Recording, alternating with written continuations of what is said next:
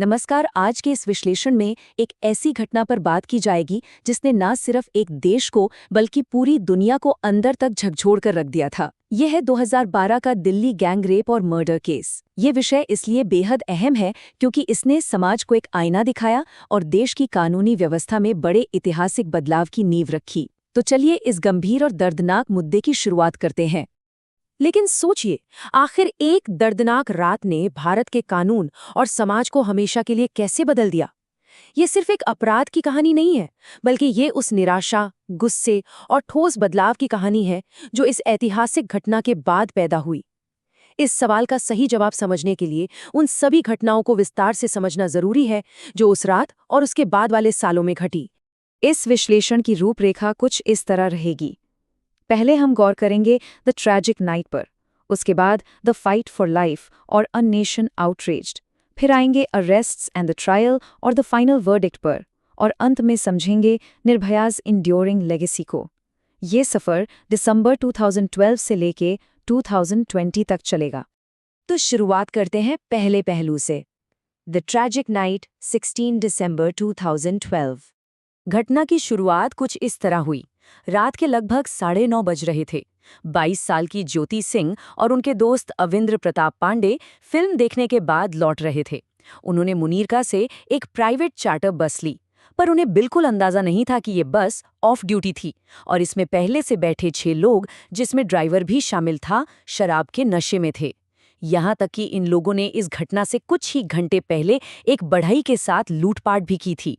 उन्होंने ज्योति और उनके दोस्त को धोखे से बस में बिठा लिया और उनसे 10-10 रुपए किराया भी वसूल किया। अचानक बस ने अपना रास्ता बदला और दरवाजे बंद कर दिए गए। जब अविंद्र ने इसका विरोध किया तो बात बढ़ गई। हमलावरों ने अविंद्र को एक लोहे की रॉड से पीट कर बेहोश कर दिया। उसके बाद जो हुआ वो बेहद खौफनाक था। ज्योति को बस के पिछले हिस्से में खींचा गया और चलती बस में उनके साथ सामूहिक दुष्कर्म हुआ। एक एल शेप्ड लोहे की रॉड जो व्हील जैक हैंडल जैसी थी, उससे उन्हें इतनी बुरी तरह यातनाएं दी गई कि रूह कंपा दे। हालांकि ज्योति आखिरी सांस तक लड़ी, उन्होंने मुकाबला किया, पर अंत में दोनों को चलती बस से बाहर फेंक दिया गया। रात करीब 11 बजी एक राहगीर की नज़र उन पर पड़ी और उसने पुलिस को सूचित किया। अब आते हैं दूसरे हिस्से पर, द फाइट फॉर लाइफ।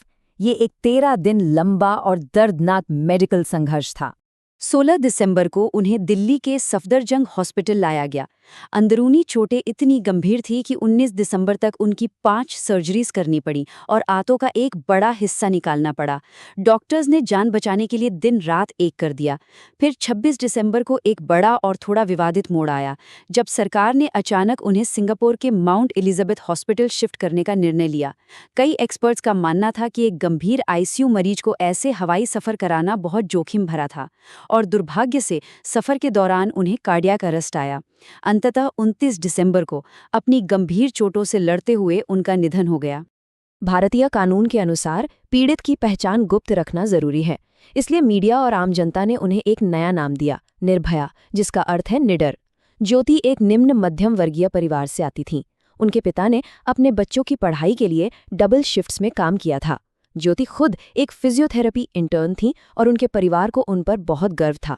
ये निर्भया नाम सिर्फ एक शब्द नहीं, बल्कि उस अद्भुत शक्ति और महिलाओं की आवाज का प्रतीक बन गया। इस घटना ने पूरे देश को कैसे हिला दिया, ये तीसरे हिस्से में देखते हैं, अ नेशन आउटरेज्ड। जरा इस आंकड़े पर गौर कीजिए। 35%। घटना के तुरंत बाद भारत आने वाली महिला पर्यटकों की संख्या में सीधे 35% की गिरावट आई। दुनिया भर में भारत को कड़ी आलोचना का सामना करना पड़ा और कई देशों ने ट्रैवल एडवाइजरीज जारी कर दी। यह दिखाता है कि पूरी दुनिया में कितना गहरा सदमा और चिंता थी। और देश के अंदर क्या हो रहा था?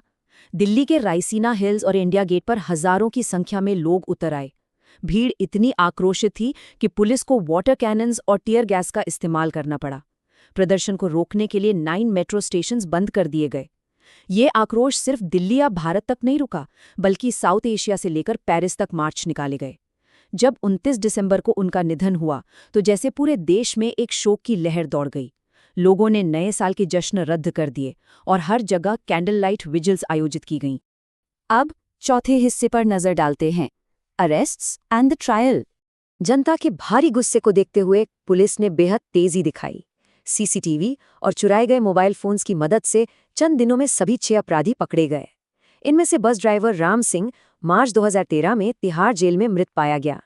एक अपराधी मोहम्मद अफरोज उस समय 17 साल का नाबालिग था, इसलिए जुवेनाइल जस्टिस एक्ट के तहत उसे सुधार गृह में मैक्सिमम 3 साल की सजा मिली। इसे लेकर देश भर में काफी विवाद हुआ था। बाकी के 4 वयस्क दोषियों मुकेश, विनय, पवन और अक्षय को कानून द्वारा फांसी की सजा सुनाई गई। इस फास्ट ट्रैक प्रक्रिया के बीच पीड़ित के पिता का ये कथन बेहद भावुक करने वाला है। उन्होंने स्पष्ट कहा था कि उन्हें शांति तभी मिलेगी जब सभी दोषी इस धरती से मिटा दिए जाएंगे। ये सिर्फ एक पिता का शाब्दिक दर्द नहीं था, बल्कि देश की कानूनी व्यवस्था से पूर्ण न्याय की एक पुकार थी। उनका ये अनवरत संघर्ष इस मुकदमे का सबसे मजबूत आधार बना। 5वां हिस्सा, द फाइनल वर्डिक्ट। सजा तो सुनाई गई, लेकिन फांसी तक का रास्ता बहुत लंबा था। सितंबर 2013 में फास्ट ट्रैक कोर्ट ने फांसी की सजा दी। इसके बाद मार्च 2014 में दिल्ली हाई कोर्ट ने और फिर मई 2017 में सुप्रीम कोर्ट ने भी मृत्युदंड की पुष्टि कर दी। लेकिन कहानी यहाँ नहीं रुकी। दोषियों में कानून के हर दाव पेच का इस्तेमाल किया। मर्सी पिटिशंस, रिव्यू पिटिशंस का लगातार इस्तेमाल होता रहा। इस वजह से एग्जीक्यूशन बार बार टलता गया। आखिरकार 7 साल लंबे सफर के बाद 20 मार्च 2020 की सुबह 5:30 बजे उन चारों दोषियों को तिहाड़ जेल में फांसी दे दी गई। अब आते हैं आखिरी और सबसे अहम हिस्से पर, निर्भयाज एंड्योरिंग लेगेसी, एक ऐसी विरासत जिसने कानून और समाज दोनों को बदल दिया। 80,000, ये नंबर बहुत बड़ा है। जब सरकार ने जनता के दबाव में आकर जस्टिस वर्मा कमेटी बनाई तो सिर्फ 1 महीने के अंदर आम जनता ने 80,000 से ज्यादा सुझाव भेजे। ये अपने आप में एक ऐतिहासिक बात थी, जो दिखाती है कि हर नागरिक महिला सुरक्षा में बदलाव के लिए कितना बेचैन था। और इन्हीं सुझावों के मिलने के बाद सिस्टम में ठोस बदलाव लाए गए। क्रिमिनल लॉ अमेंडमेंट एक्ट 2013 लागू किया गया। दुष्कर्म के बेहद गंभीर मामलों में फांसी का प्रावधान जोड़ा गया। यौन अपराधों के लिए नए फास्ट ट्रैक कोर्ट्स बने और निर्भया फंड की स्थापना हुई। एक और बड़ा बदलाव 2015 के जुवेनाइल जस्टिस एक्ट में हुआ, ताकि जघन्य अपराधों में 16 साल से ऊपर के अपराधियों पर वयस्कों की तरह मुकदमा चलाया जा सके।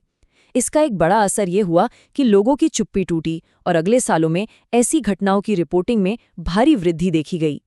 लेकिन इन सब कानूनी बदलावों के पीछे उस एक लड़की की असाधारण दृढ़ता थी। पीड़ित के पिता बद्रीनाथ सिंह जी कहते हैं कि उनकी बेटी ने कई अनजान लड़कियों की जिंदगी बदल दी है। वो मृत्यु के बाद भी एक प्रेरणा हैं। उन्हें अपनी बेटी के निडर संघर्ष पर अत्यंत गर्व है। आज परिवार ने निर्भया ट्रस्ट की शुरुआत की है, जो हिंसा से पीड़ित महिलाओं को आश्रय और जरूरी कानूनी मदद प्रदान करने का नेक काम कर रहा है। इस चर्चा को खत्म करते हुए एक आखिरी और चुभने वाला सवाल छोड़ना बहुत जरूरी है।